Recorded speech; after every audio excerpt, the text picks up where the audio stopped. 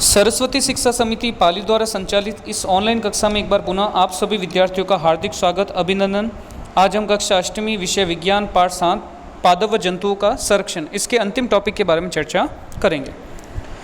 आज का हमारा मुख्य टॉपिक है रेड डाटा पुस्तक, जिसे हम हिंदी में लाल आंकड़ों की पुस्तक के नाम से जानते हैं। ये वेरी इंपॉर्टेंट बोर्ड के हिसाब से टॉपिक है, इसलिए आपको ध्यान से इसको समझना है। प्रोफेसर अहमद बच्चों को रेड डाटा पुस्तक के विषय में समझाते हैं। वो उनको बताते हैं कि रेड डाटा पुस्तक वह पुस्तक है जिसमें सभी संकटापन स्पीसीज, संकटापन जाति, ऐसे जीव जो विलुप्त होने की कगार पर है, ऐसे जीव जिनका संरक्षण नहीं किया गया तो वो आने वाले समय में क्या हो सकते हैं, विलुप्त हो सकते हैं। यानी एक प्रकार से उनकी कह सकते हैं उनकी जाति का जो अस्तित्व है वो खतरे के अंदर है, संकट में है। तो जिन जीवों की जाति का अस्तित्व खतरे में है, जिन जीवों की जाति का अस्तित्व संकट में है, उन जीवों को कौन सी पुस्तक के अंदर उनका नाम दर्ज कर रखा है, रेड डाटा पुस्तक। तो रेड एक प्रकार से हम जानते हैं खतरे का निशान होता है। इसका मतलब यहाँ इस पुस्तक के अंदर उन जीवों के जातियों का संरक्षण किया जाएगा, उन जीवों का संरक्षण किया जाएगा जो संकटग्रस्त है, वो जो जिनकी संख्या लगातार कम हो रही है, आने वाले समय में वो विलुप्त हो सकते हैं, उनको उनका रिकॉर्ड उसके अंदर रखा जाता है, चाहे वो पौधे हो चाहे वो जंतु हो। पौधे व जंतुओं अन्य स्पीसीज के लिए अलग अलग रेड डाटा पुस्तकें हैं।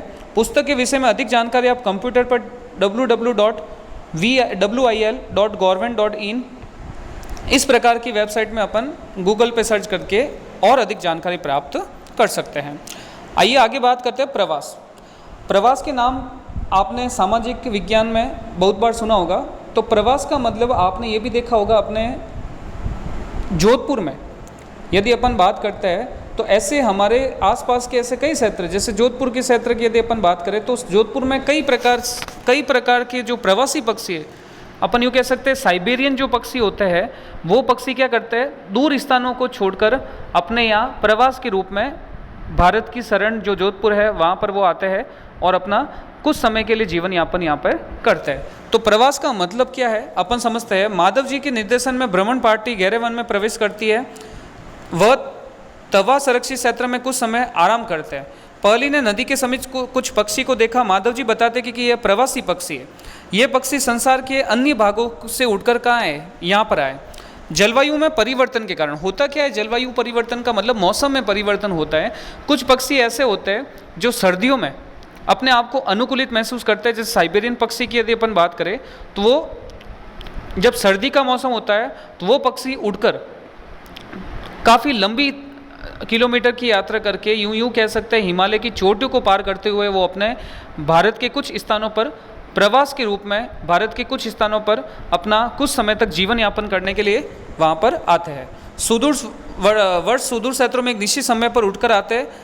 वहाँ यहाँ अंडे देने के लिए आते हैं क्योंकि उनके मूल आवास में बहुत अधिक शीत होने के कारण। देखो मैंने अभी बताया आपको, जब सर्दी का मौसम होता है कुछ स्थानों पर तो वहाँ से प्रवासी पक्षी जो है वो उठकर अपने भारत में आते हैं, क्योंकि भारत में उन प्रवासी पक्षियों के लिए जो ग्रीष्मकालीन जो मौसम होता है वो उनके लिए अनुकूल होता है और अनुकूल परिस्थिति में ही वो अंडे दे पाते हैं। इसलिए वो उड़कर कई किलोमीटर की लंबी यात्रा करके हिमालय की चोटी को पार करके वो अपने भारत के कुछ स्थानों पर विशेष रूप से अंडे देने के लिए कुछ समय तक यहाँ पर आते हैं। तो विदेशी पक्षी जो अपने यहाँ आते हैं उन्हें अपन प्रवासी पक्षी कहते हैं। वह स्थान उस समय जीवन यापन है तो अनुकूलित नहीं होता जो उनका आवास है शीतकालीन क्षेत्र में। ऐसे पक्षी जो उड़कर, वेरी इंपॉर्टेंट पॉइंट अंडरलाइन करना, इस पॉइंट को याद रखना, ऐसे पक्षी जो उड़कर सुदूर क्षेत्र तक लंबी यात्रा करते हैं। तो ऐसे पक्षी जो उड़कर सुदूर क्षेत्रों तक यानी काफ़ी लंबी दूरी तक या लंबे क्षेत्रों तक, काफ़ी दूर क्षेत्रों तक लंबी यात्रा करते हैं, उन्हें प्रवासी पक्षी कहता है। जैसा कि पहली ने कक्षा 7th में पढ़ा है, साइबेरियन पक्षी एक प्रवासी पक्षी है। कागज का पुनर्चक्रण हम जानते हैं कि वर्तमान में लगातार व्यक्तियों द्वारा कागज का, या अपन कह सकते हैं मानव द्वारा कागज का लगातार उपयोग करने के कारण अब वन्य जीवन पर क्या होता है, खतरा मंडरा रहा है। क्योंकि कागज का निर्माण होता है पेड़ पौधों से और पेड़ पौधे हम जंगलों को काटकर लकड़ियाँ प्राप्त करते हैं, कागज बनाते हैं। तो अब कागज का पुनर्चक्रण हो रहा है, यानी आप जो कागज का यूज़ कर रहे हो, जो कॉपी किताब में अपन कागज इस्तेमाल कर रहे हैं, वही कागज पुनर्चक्रण के रूप में फैक्ट्रियों में जाता है और फिर उस फैक्ट्रियों में उस कागज का पुनर्चक्रण करके क्या किया जाता है, नया कागज तैयार किया जाता है। तो कहने का मतलब अब पेड़ पौधों को कम से कम काटा जा रहा है ताकि वन्य जीवों के नष्ट होने के खतरे को कम किया जा सके। प्रोफेसर अहमद बच्चों का ध्यान वनोन्मूलन के एक और कारण की ओर आकर्षित करते हैं। वह उन्हें बताते हैं कि 1 टन कागज प्राप्त करने के लिए पूर्ण रूपेण विकसित 17 वृक्षों को काटा जाता है। तो 1 टन कागज, 1 टन में लगभग 40 लाख अपन कह सकते हैं। तो 1 टन कागज प्राप्त करने के लिए लगभग 17 वृक्षों को काटा जाता है बड़े बड़े। अतः हमें कागज की बचत करनी चाहिए। प्रोफेसर अहमद ये भी बताते हैं कि कुछ कि उपयोग के लिए कागज का 5 से 7 बार तक पुनः उपयोग करने के बाद 5 से 7 बार तक यदि अपन बात करें तो देखो इसमें उपयोग के लिए कागज 5 से 7 बार तक पुनः एक कागज की बचत करता है। तो हम 1 वर्ष में अनेक वृक्ष बचा सकते हैं। यानी अपन एक कागज का उपयोग बार बार उपयोग करते रहे, जब तक उसका उपयोग पूर्ण रूप से समाप्त नहीं हो जाता तब तक यदि उपयोग करते रहे तो हम 1 वर्ष में कई वृक्षों को बचा सकते हैं। हमें कागज की बचत करनी चाहिए, इसका पुनः उपयोग एवं पुनः चक्रण करना चाहिए। इसके द्वारा हम न केवल वृक्षों को बचाएंगे वरन कागज उत्पादन के उपयोग में आने वाले जल ऊर्जा की बचत भी कर सकते हैं। इसी के साथ साथ कागज उत्पादन के उपयोग में आने वाले हानिकारक रसायनों में भी क्या आएगी, कमी आएगी। तो इसके बहुत सारे फायदे हैं। अब बात करते हैं पुनर्वन रोपण, यानी वापस वनों को कैसे रोपित किया जा सकता है। प्रोफेसर अहमद का सुझाव है कि वनोन्मूलन का उत्तर पुनर्वन रोपण। तो पुनर्वन रोपण का मतलब वापस वनों को उगाना। पुनर्वन रोपण में काटे गए वृक्षों को कमी को पूरा करने के उद्देश्य से नए वृक्षों का रोपण करना है। रोपण वाले वृक्ष सामान्यतः उसी स्पीसीज के होते हैं जो उस वन में पाए जाते हैं। हमें कम से कम उतने वृक्ष तो लगाने चाहिए जितने हम काटते हैं, यानी जितने हम पर्यावरण से, जितने हम वनों से पेड़ पौधों को काटते हैं, कम से कम उतने तो अपन को पेड़ पौधे लगाने चाहिए ताकि पर्यावरण संतुलित होता रहे। क्योंकि हम जानते हैं पर्यावरण से हमें कौन सी गैस प्राप्त होती है, ऑक्सीजन।